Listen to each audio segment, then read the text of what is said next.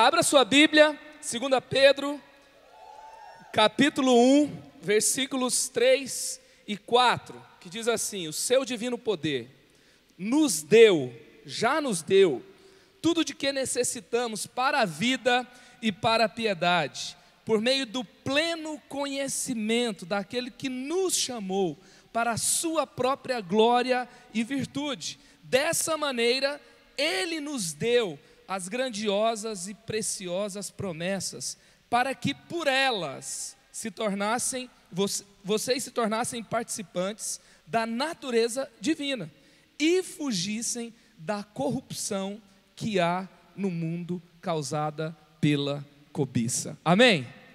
Olha que texto incrível. Diante de uma palavra como essa, eu e você temos que fazer um acordo. A gente tem que abraçar aqui todo mundo, olhar um para o outro e prometer que a gente não vai ter uma vida medíocre, que a gente não vai ter uma vida que não transforma nada, nós não vamos ficar caídos pelo caminho, a gente não vai ficar de bobeira no pecado, a gente não vai deixar passar a nossa oportunidade, porque cada geração tem sua chance de mudar o mundo. Essa é a nossa e a gente não pode perder a nossa oportunidade. E a Bíblia está dizendo que tudo que nós precisamos para isso, nós já recebemos. Nós nos tornamos participantes da natureza divina. Cristo vive em mim, Cristo vive em você. O Yuri falou aqui de Hebreus 11, de Hebreus 12, a galeria dos heróis da fé, e a gente fica pensando assim: um dia a gente vai chegar no céu, a gente vai querer bater aquele papo com Abraão, com Isaac, a gente vai conversar com Moisés, com Elias, cara. E aí a gente vai ficar louco para entender como é que aconteceu algumas coisas, como eles viveram, mas na verdade a gente pode imaginar que eles vão querer conversar com a gente. Vai falar assim: como é que é viver com Cristo dentro de você? Deus nos chamou para esse tipo de realidade, compartilhar da sua natureza divina aqui na terra. E então, só que no meio de tudo isso, olha o que o texto fala: não é só para a gente ter uma vida relevante, para a piedade, para a glória e virtude de Deus, para participar dessa grandeza da vida divina, mas no final também fala, para fugir da corrupção que há no mundo, por causa da cobiça da sua carne. No meio de tudo isso, eu e você, que temos o poder de Deus em nós, que podemos falar tudo posso naquele que me fortalece, que podemos falar que somos mais do que vencedores em Cristo Jesus, que podemos falar que se Cristo é por nós, quem será contra nós? Ao mesmo tempo, nós vamos lidar o tempo todo com a cobiça que há na carne. Então eu penso que a juventude é um ponto muito decisivo para você realmente unir todo o potencial que Deus te deu, para você construir uma vida relevante com Jesus. E é um tempo onde muitos também serão seduzidos pela cobiça que há na carne. Por isso o tema que eu quero compartilhar dessa mensagem com você é vilão ou revolução. Nós estamos o tempo todo nesse momento, nós temos tudo para viver uma revolução com Jesus. Nós temos tudo para tocar o extraordinário. Nós temos tudo para ter uma vida relevante, que não só contempla Jesus, contempla o reino, experimenta do poder do céu, experimenta da natureza divina, mas que também transforma toda a nossa realidade ao nosso redor pelo poder de Deus também. Nós não fomos chamados apenas para contemplar Jesus, mas para escrever uma nova história com Ele no nosso tempo e na nossa realidade. E nós podemos sim viver isso, mas o tempo todo nós vamos lidar com a nossa cobiça que há na carne. Depois de um culto maravilhoso, depois de uma conferência incrível, quantos não chegam em casa e naquela mesma madrugada é seduzido pela pornografia, é seduzido por um convite de um amigo lá na faculdade, e você às vezes tenta deixar tudo. Talvez você que luta com a depressão, por alguma palavra que você ouviu, você tem tudo para viver o melhor de Deus, mas volta aqueles pensamentos de morte. Não é à toa que a segunda causa de morte no Brasil entre jovens é o suicídio. Pessoas desistindo de viver. Então, eu e você seremos seduzidos o tempo todo. É por isso que, por exemplo, 1 Pedro 5,8 vai falar: estejam alertas e vigiem, fiquem vigiando, porque o inimigo de vocês, o diabo, anda por aí como leão que ruge, procurando a quem possa devorar. E também lá em 1 Coríntios 10,12, portanto, aquele que pensa estar de pé, é melhor ter cuidado para não cair.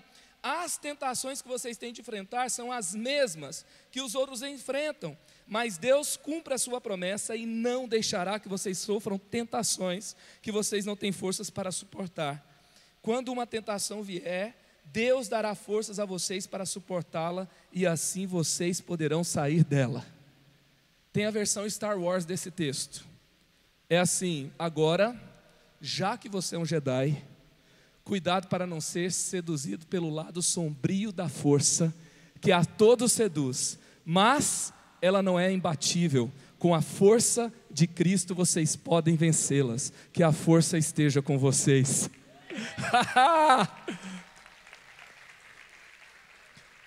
Então nós temos diante de nós temos o tempo todo essa realidade. Quando eu olho, por exemplo, os meus filhos, eu postei uma foto deles hoje no meu Instagram, aí todo mundo começa a falar, lindos, maravilhosos. E aqueles anjinhos lindos, maravilhosos, tem algumas cenas lá em casa bem interessantes que eu gostaria de mostrar às vezes também. Esses dias, o meu filho mais velho, ele ganhou 5 quebra-cabeças, e ele, aos 7 anos de idade, ele tem um pensamento mais lógico, ele é movido por algo assim, por desafio, eu tenho que terminar, eu tenho que ser melhor que todo mundo.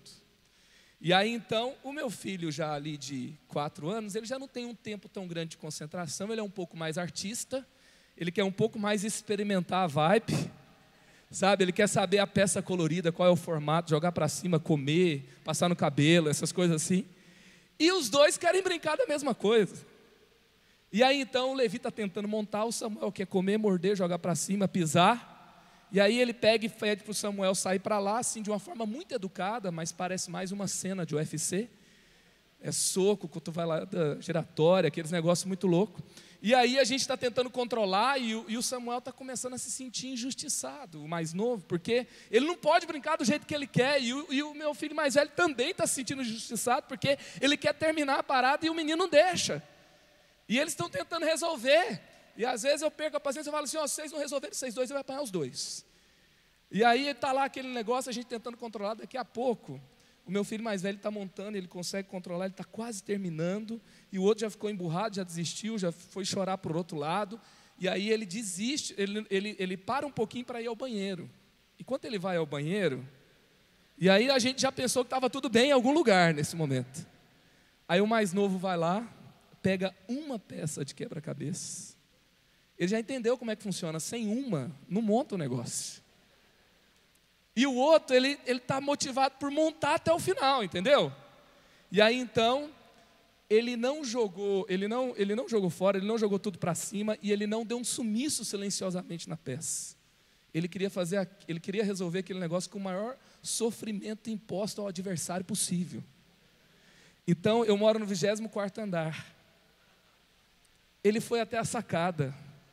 Ele colocou a mão entre aquela tela. E ele colocou assim do outro lado, ficou esperando o irmão dele sair do banheiro. Quando o irmão sai do banheiro, imagina a cena. Ele ficou assim olhando para o irmão. Imagina em câmera lenta, ele vem correndo assim, gritando. Não! Aí o Samuel só faz assim.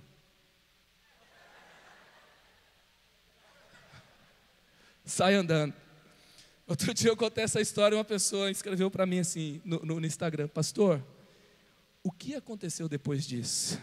Eu falei, irmão, tem coisa que é melhor não contar na igreja. Mas eu fico pensando, quem que ensinou uma criatura? Nessa época ele tinha 3 anos, era 6 e 3, que agora tem 7 e 4.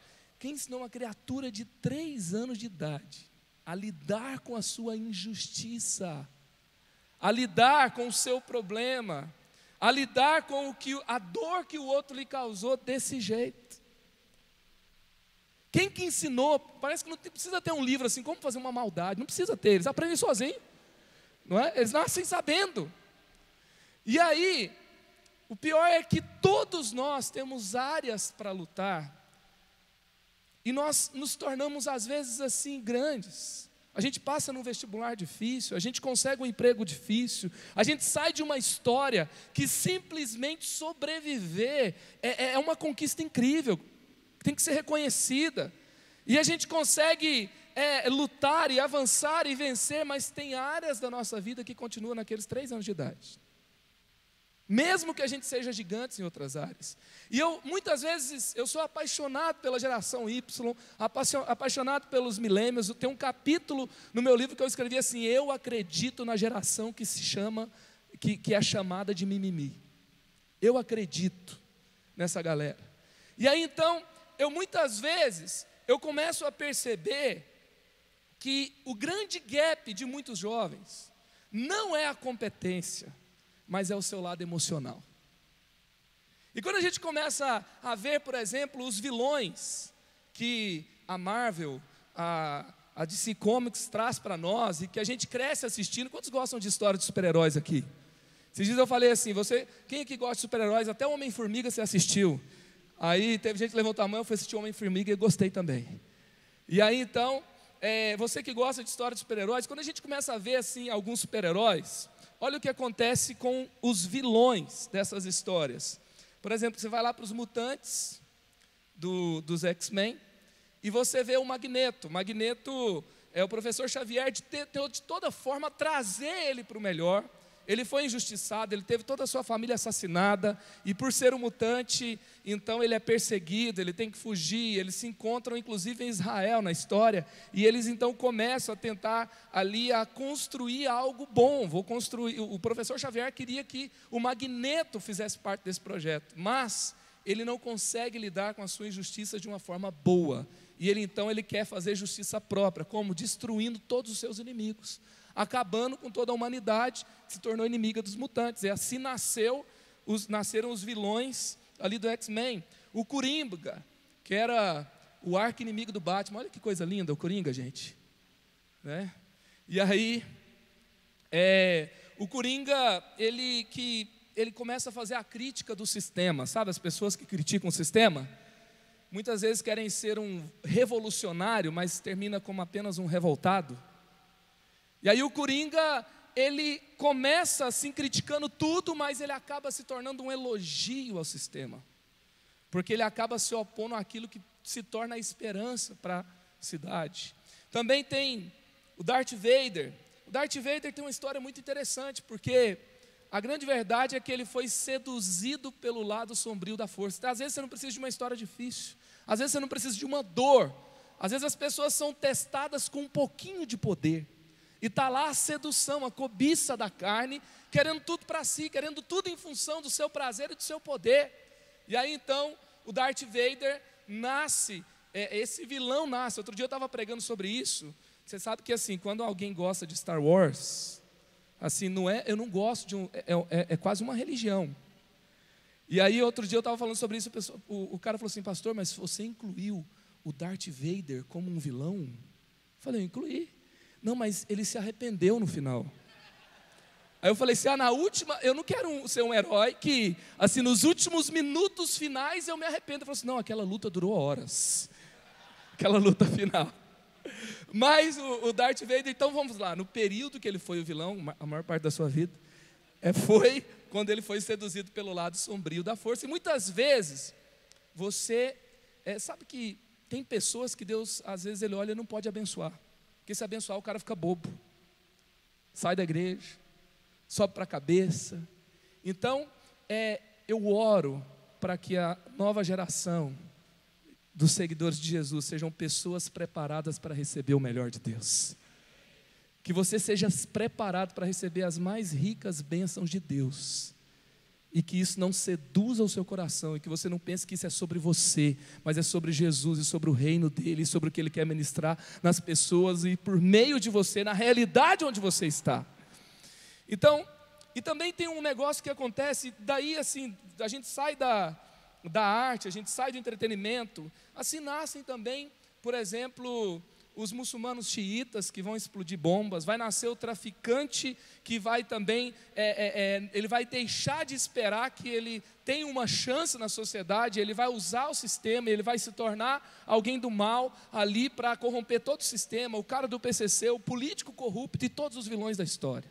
Meu pastor até fala que tem um muçulmano xiita e tem um crente chato também, né? E às vezes tudo nasce na mesma linha, né, da dor não tratada, enfim.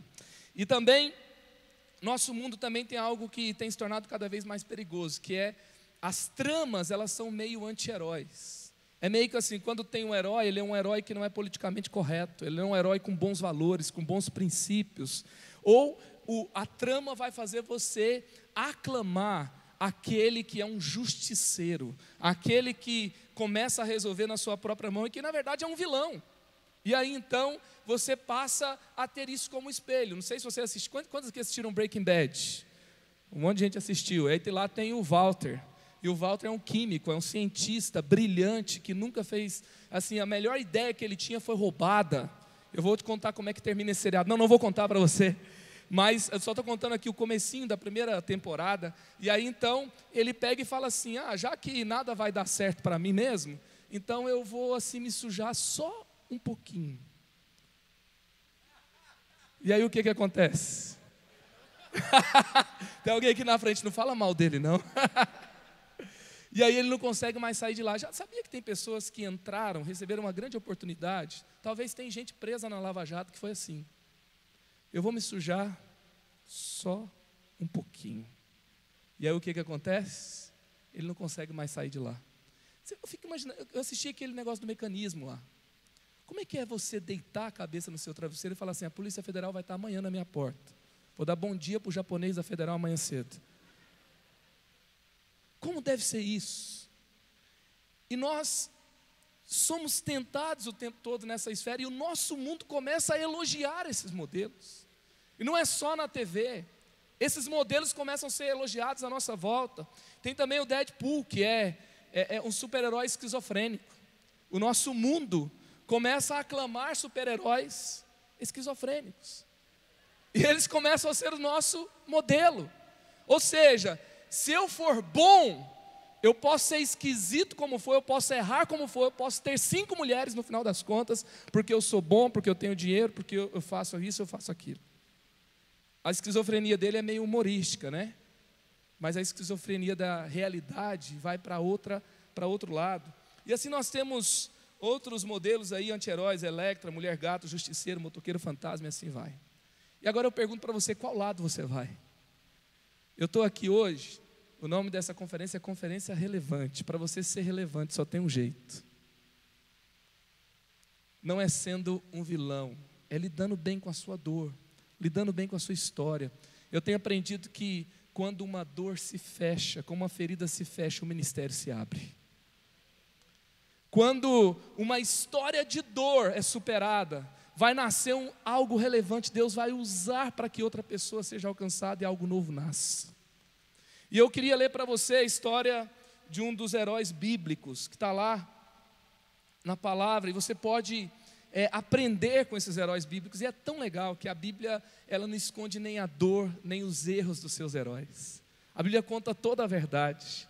E se homens como esse, que chegaram, Moisés, por exemplo, ele chegou a ser um assassino. Se a gente tirar todos os livros da Bíblia, que foram escritos com pessoas que cometeram algo como Moisés cometeu, a gente ia tirar o Pentateuco, ia tirar um monte de salmo.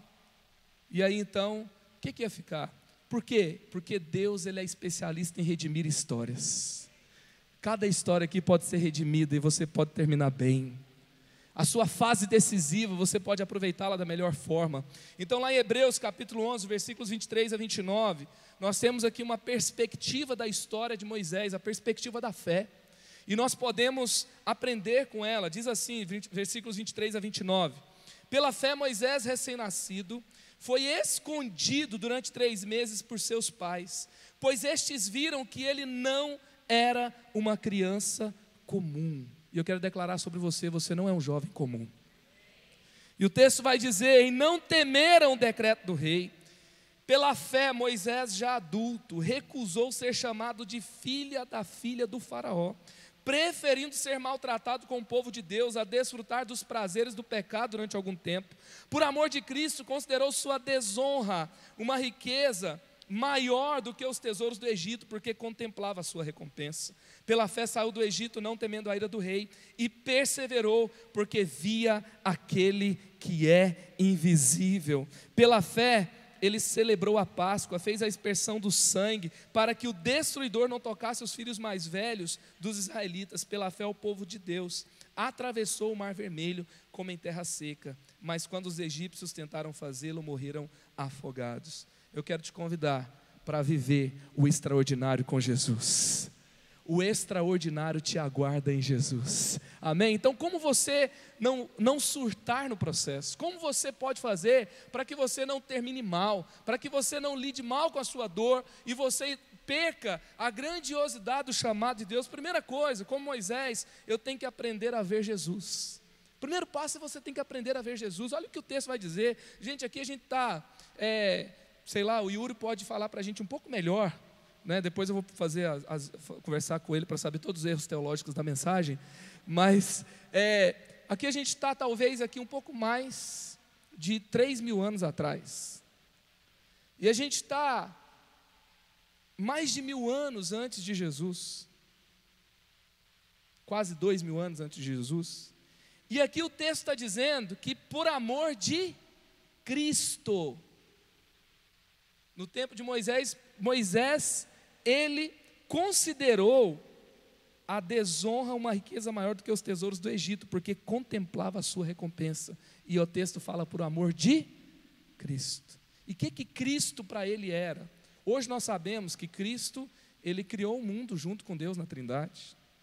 Lá em João vai falar que sem o verbo, que era Deus, nada que existiu veio a existir. Em Colossenses fala que nele habita toda a plenitude, e tudo que se fez por meio dele e existe para ele.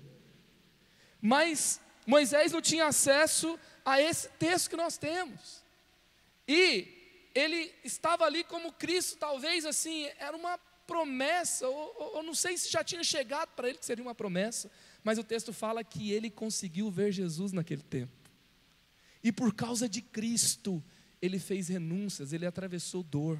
Imagina Moisés perguntando quem era papai e quem era mamãe.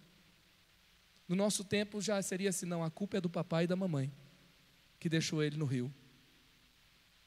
Mas talvez essa história não tivesse bem resolvida na cabeça dele, mas no meio de uma história mal resolvida, ele viu Jesus, e quando ele vê Jesus, as histórias se resolvem.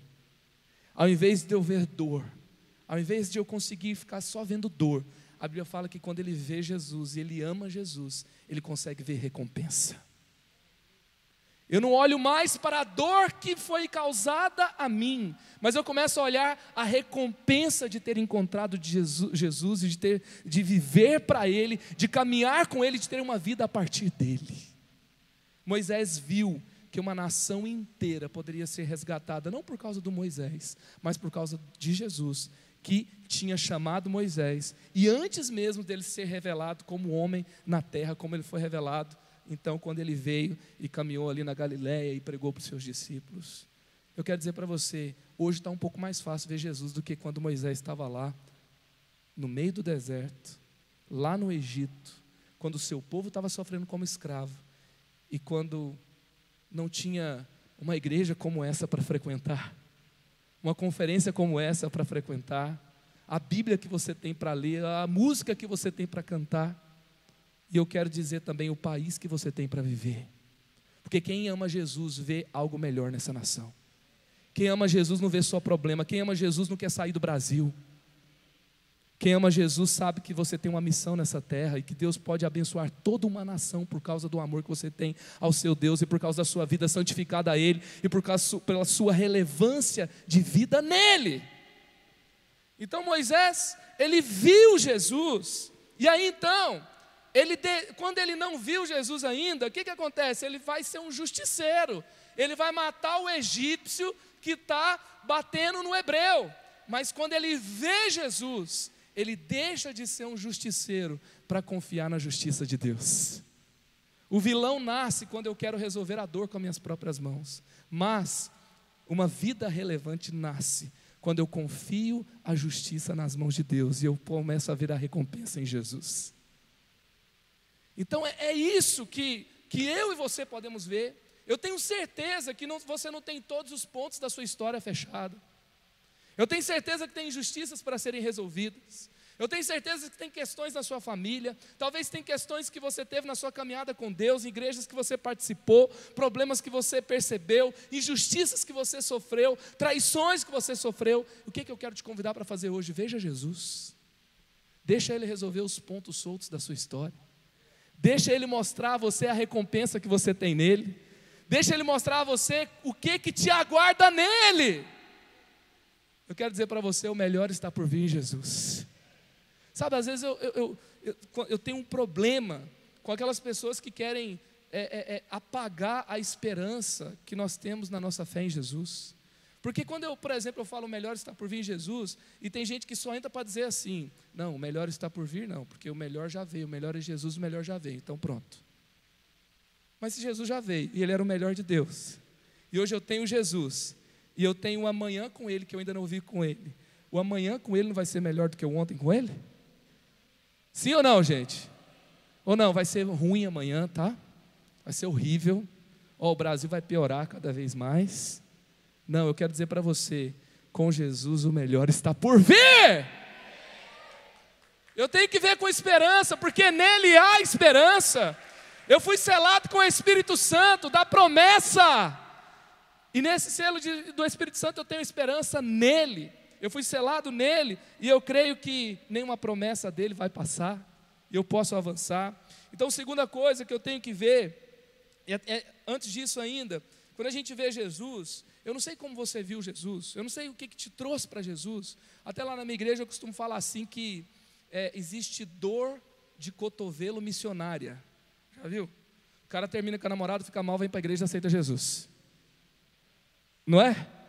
Existe também aquela conversão que é por causa de um problema. Tem a conversão de Paulo, gente. Como é que foi a conversão de Paulo? Ele estava buscando a Deus em fervor e de repente ele teve a revelação de Jesus. Foi assim? Ele falou assim, eu vou matar um crente hoje. Aí ele encontra com Jesus. É o cara que está no meio da balada, chapado, louco. Já viu o testemunho da conversão do Rodolfo? Estava na maconha e o negócio lá, de repente veio alguém, encontrou ele lá, ele tem um encontro com Jesus e ele muda de vida. Paulo estava perseguindo um crente, ele encontra com Jesus e ele muda de vida. Depois de Jesus não dá para ser mais a mesma pessoa. Sabe o que eu quero dizer a você? Jesus pode ser encontrado até na superfície, mas tem um oceano dele esperando por você. Jesus pode ser encontrado na superfície, mas Ele te chama para a profundidade. Ele te chama para viver intensamente com Ele. Então, não é apenas ver Jesus. Moisés não apenas ficou na revelação da sarça. Ele não ficou apenas lá naquele deserto. Depois da sarça, ele vai ter vários encontros com Deus. Aliás, ele vai construir uma tenda onde ele se encontra com Deus no meio do acampamento do povo de Deus. Então, amém pelo meu encontro com Deus, mas eu quero ir na profundidade com Ele cada vez mais. Eu não vou ficar só em um encontro com Deus, eu não vou ficar contando testemunho velho, eu vou contar o testemunho de hoje, em nome de Jesus. Eu vou contar o testemunho a respeito do que Deus fez na minha cidade hoje, fez no meu bairro hoje, fez na minha família hoje, fez na minha saúde hoje, fez na minha igreja hoje. E segundo, eu tenho que aprender a me ver. Para você viver a sua vida relevante, aprenda a se ver. Olha o que acontece, pela fé Moisés, já adulto, recusou ser chamado filho da filha de Faraó. Moisés tem hora que ele para e fala assim, eu não sou filho da filha de Faraó. Por que ele se recusou a ser chamado filho da filha de Faraó? Porque ele não era. Mas o filho da filha de Faraó, ali no Egito como um príncipe, ele poderia não ser o sucessor. Era o Ramsés que ia ser o sucessor lá se você assistiu o filme Príncipe do Egito. Era aquele chatinho lá que ia ser o sucessor. Ele ia ser o irmãozinho, né? Mas o príncipe talvez pudesse governar cidades. Ele ia ter um anel com autoridade sobre o reino. E não era qualquer reino não, era o reino mais potente da terra. Naquele tempo, todos os olhos estavam para o Egito. E ele olha para tudo aquilo e ele fala, isso é menos do que aquilo que eu posso ter em Jesus. Isso é menos do que aquilo que Deus me chamou para ser. Ele olha para si, ele descobre quem ele era. Ele não quer viver a identidade de outra pessoa. Acho que um dos maiores problemas da nossa sociedade hoje é a gente querer viver para os outros o que a gente não é. Querer ser outra pessoa. Eu me lembro assim, a gente começou um movimento de evangelismo na nossa cidade, Deus fez tantas coisas. Nós cancelamos um acampamento de carnaval, e nós paramos de mandar os jovens para o meio do mato para não pecar durante o carnaval. A gente veio para a cidade, a gente começou a fazer uma ação na cidade, a gente foi convidado para participar do carnaval da cidade, oficialmente, imagina a cena. E a gente orou, nosso pastor abençoou, ele era mais louco que a gente, e a gente foi. E a gente viu durante 50 minutos, depois a gente orar 40 dias, se preparar, alinhar a estratégia, orar e pedir para Deus o que a gente tinha que fazer lá. A gente viu um sambódromo se tornar um culto para Deus, mais de 300 conversões acontecerem em 50 minutos. Eu estava lá na quarta-feira de cinzas, assim, começando a querer começar a descansar. Aí me ligam falando assim, olha, a gente está aqui na premiação do carnaval, e eu, assim, dentro de mim, eu com isso, né? E a menina fala assim, não, mas é porque vocês ganharam em primeiro lugar. E aí e ela falou, mas e aí? Ela, não, se vocês não pegarem, então vocês vão ser desclassificados para o ano que vem. E aí ela falou, posso pegar para você? Daí ela pegou o troféu, levou lá para a minha sala. Ficava um troféu desse tamanho na minha sala. Aí o povo entrava e achava que era um troféu de futebol. Que troféu é esse, pastor? É o troféu do carnaval da cidade. E aí aconteceu aqui, resumindo a história, que em 3 anos que a gente participou do carnaval da cidade, o carnaval da cidade foi cancelado e nunca mais voltou. Aleluia! E aí a gente começou a ir para outras cidades. Teve um ano que foram cancelados 305 carnavais no Brasil. A volta foram cancelados 17 carnavais. E a gente começou a ir para outra cidade. No último ano a gente foi com 2.000 jovens. O Aldo estava lá com a gente. A gente fez culto na praça, nas ruas, em 22 lugares à nossa volta. E quase 500 pessoas aceitaram Jesus durante esse tempo. Depois a gente começou a fazer outros movimentos na frente das baladas fecharam. E quando a gente começou a fazer isso, cara, eu comecei a liderar esse movimento. Eu me lembro que teve uma hora que eu começava a ver as coisas acontecendo. Eu queria ser tipo Todd White, sabe? Eu vou chegar, vou ter um dread muito estiloso, vou começar a falar, e aí as pernas vão começar a crescer, câncer vai sair na minha mão, eu vou começar a filmar, vou colocar no YouTube, e eu vou parar, eu vou pregar, e um monte de gente vai se converter. Mas eu não sou o Todd White, eu sou o Madalena, que a galera zoava na escola. Quando falava Marcos Madalena, era a sala inteira, começava a cantar e bater na carteira, Madalena, Madalena, você é meu bem-querer. E aí, qual que é a minha história? Já viu que às vezes a gente quer ser os heróis de Jesus que a gente não é? Aí o povo começa a imitar os pregadores, começa a imitar o que o outro está fazendo. Eu quero viver a história que o outro está fazendo. Deixa eu te contar uma coisa. Quando os discípulos quiseram reproduzir uma experiência de Elias, que Elias mandou descer fogo do céu quando ele foi perseguido pelo exército de Acabe. Então, quando os discípulos quiseram repetir a experiência de Elias, sem ter intimidade com Deus, para saber qual a identidade e para que reinos eles serviam, Jesus olha para eles e fala assim, vocês não sabem a que reino vocês pertencem. E eu me lembro que, por exemplo, quando eu comecei a pregar, como é que foi? Eu estava fazendo uma faculdade, no segundo ano de faculdade, Universidade Federal de Goiás, estava fazendo comunicação, outro lado, nunca tinha me imaginado ser pastor. Deus pega meu coração, e aí então eu pego e começo a ir lá para a igreja, e daqui a pouco eu começo a querer fazer um trabalho nos jovens, e aí eu dou sugestão. Aí quando você dá ideia na igreja, ali, o que aconteceu? Então, você pode fazer se você quiser. Então assim, o que te incomoda é aquilo que você foi chamado para fazer, tá? Aí então o trabalho de jovens estava meio caído. Eu comecei a falar demais, falei, então vai lá e faz. Falei, como é que eu vou fazer? Eu peguei e fiquei vendo outro pastor pregar. Aí eu chegava no sábado, eu pregava na minha igreja. Eu reproduzia as ilustrações, as piadas, os testemunhos, fazia o apelo, o povo se convertia e vamos para cima. Isso foi bom no começo, porque eu tinha uma referência. E Deus mostrou que eu não precisava mais do que eu tinha para começar. Mas ao longo do tempo eu começo a ver que Deus quer construir algo a partir da minha identidade, a partir da minha história, a partir de quem eu era. Moisés poderia parar e pensar assim, cara, eu vou influenciar o Egito agora, eu vou libertar o povo de Deus, eu vou fingir que eu sou filho da filha de Faraó mesmo e vou tocar o barco. Mas Deus tinha um outro chamado para Moisés. E quando então eu saio para as ruas para falar de Jesus, eu queria ser a pessoa mais eloquente possível, mas eu não era a pessoa mais eloquente possível. Eu era o cara tímido na rua, eu era o cara que não tinha coragem de começar a conversa. Tinha uns caras do evangelismo que chegava, passava vergonha, mandava para cima, e eu não era esse cara. Mas eu comecei a entender que Deus ele não precisa que você seja uma pessoa de outra personalidade para Ele te usar. Deus pode usar cada pessoa aqui na sua personalidade. Deus não vai usar a sua personalidade, Deus vai usar a sua identidade. Deus vai usar a sua verdade. Deus vai usar a sua história. Deus vai usar o que você construiu com Ele. E quem eu era aquele cara que aos 16 anos de idade foi desviado. Eu era filho de pastor que saiu da igreja. Ficou 2 anos fora, tentei fazer um monte de coisa errada, não dava certo porque minha mãe orava demais. Nem o que, sabe, não dava certo. Aí eu voltava para casa, minha mãe ficou orando aí a noite inteira, né, mãe? Brincadeira. E deu certo, a mãe orou, o filho voltou para casa, virou pastor. E aí então eu saio para a rua para evangelizar. Toda vez que eu saio para evangelizar, sabe o que acontece? Eu encontro um filho de pastor desviado. E às vezes é fácil saber, eu pergunto, cara, eu fui com os jovens da igreja, a gente precisava fazer uma ação de evangelismo para acabar com os rolês da cidade. E acabou, glória a Deus. E aí então a gente foi no rolê do funk, que era aquela confusão, todo mundo bebendo, 2.000 jovens na frente do Extra e tarará. Eu pego e converso, cara, qual que é o seu nome? Meu nome é Zaqueu.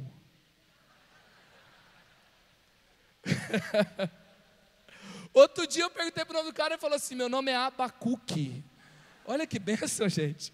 O pastor Carlos disse que um dia ele foi pregar numa igreja, ele falou pro cara, lá o cara pegou e falou, sei lá, o nome dele era Provérbios. Aí ele falou, mas pode me chamar de Eclesiastes se você quiser. Mas voltando aqui, muitas vezes eu saía, e quando eu perguntava o nome do cara, Zaqueu, Abacuque, e aí eu ia conversar, eu falo, cara, esse cara é filho de pastor, Timóteo, filho de pastor, lógico. É igual lá em casa, Marcos, Lucas, Jonatas e Timóteo.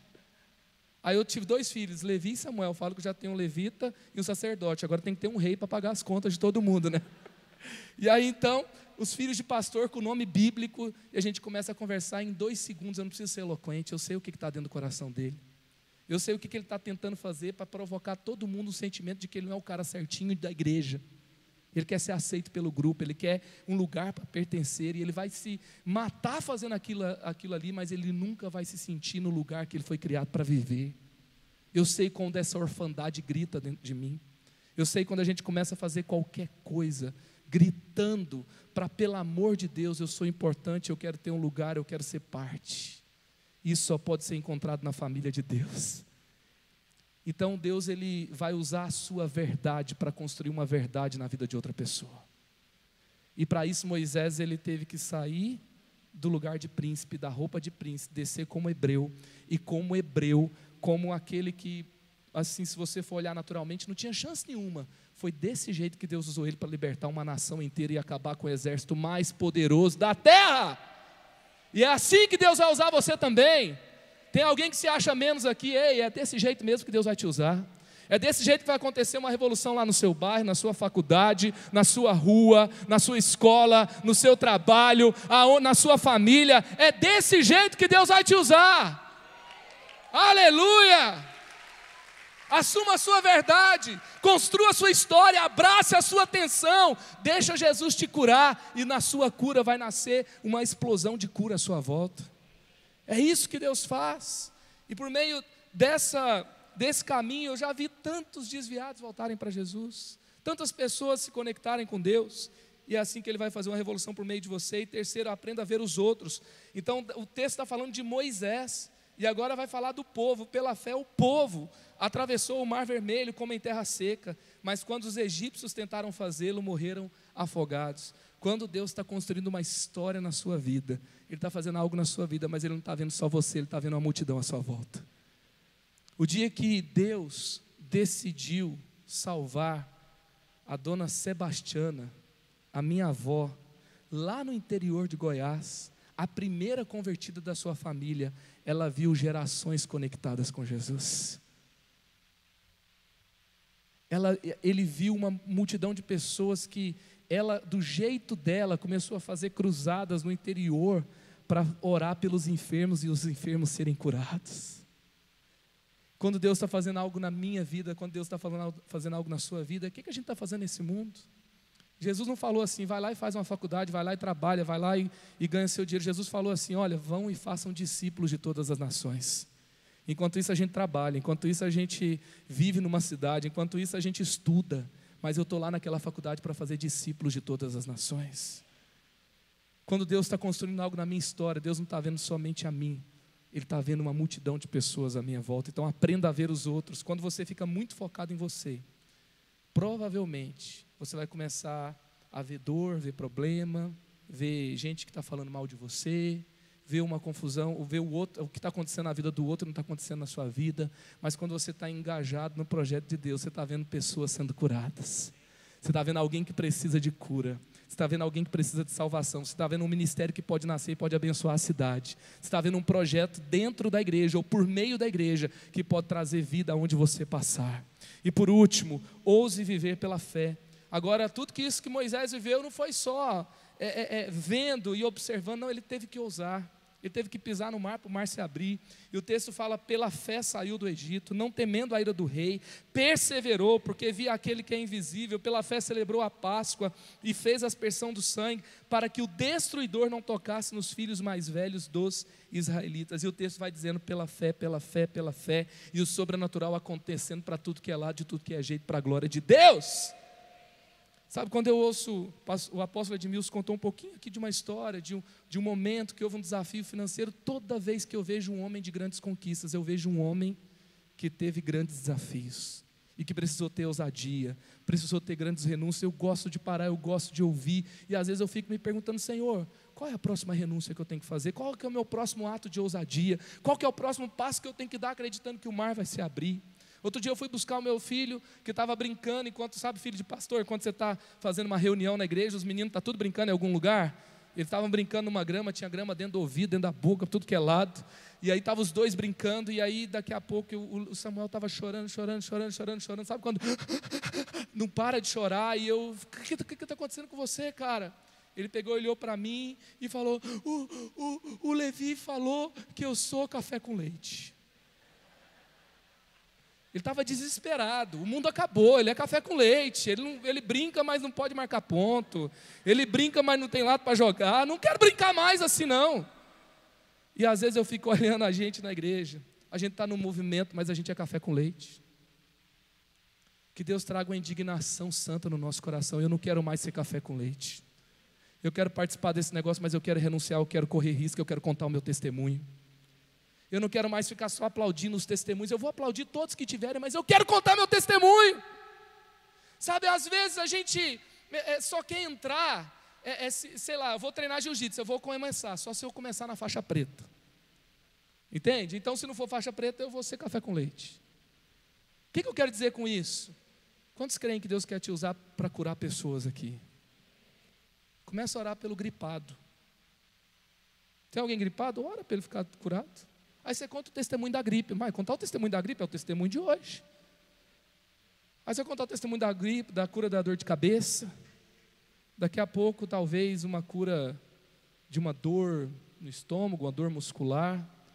Talvez um dia você vai contar que um morto ressuscitou.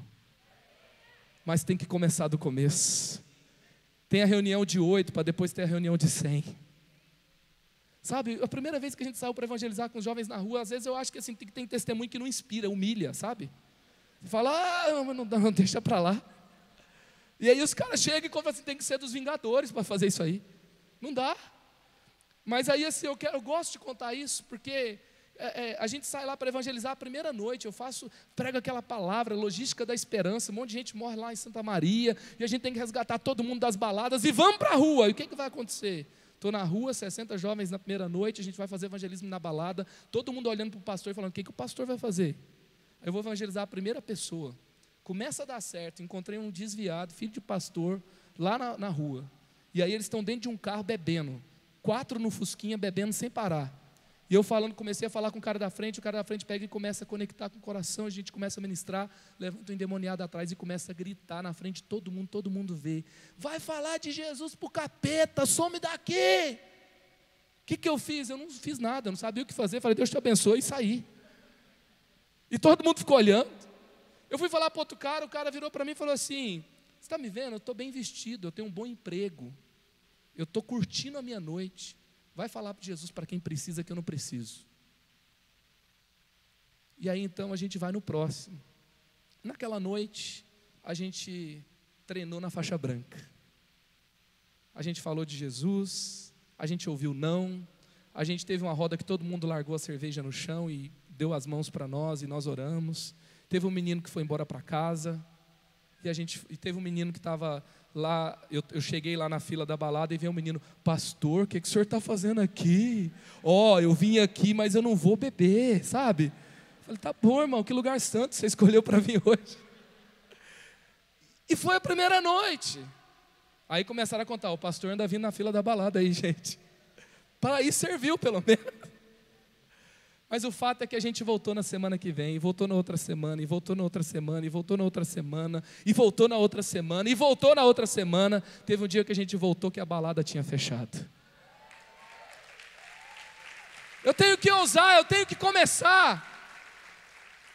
Às vezes nós desistimos de uma árvore sem que ela tenha dado todo o fruto dela.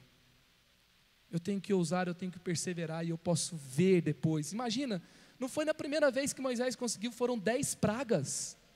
Aí depois, quando acha que está dando certo, o faraó endemoniado mandou todo mundo atrás deles.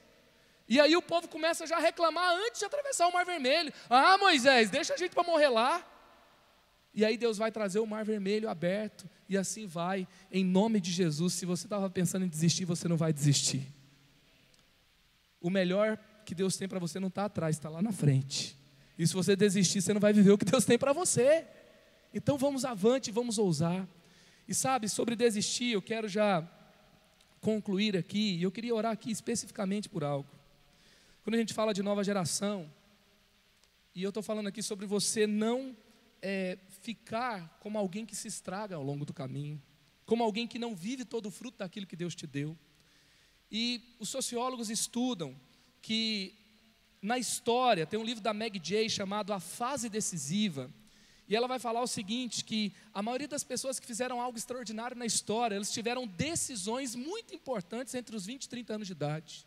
E hoje se fala que a fase perdida de uma geração é de 20 aos 30 anos de idade, ou seja, a galera está se perdendo entre os 20 e 30 anos de idade.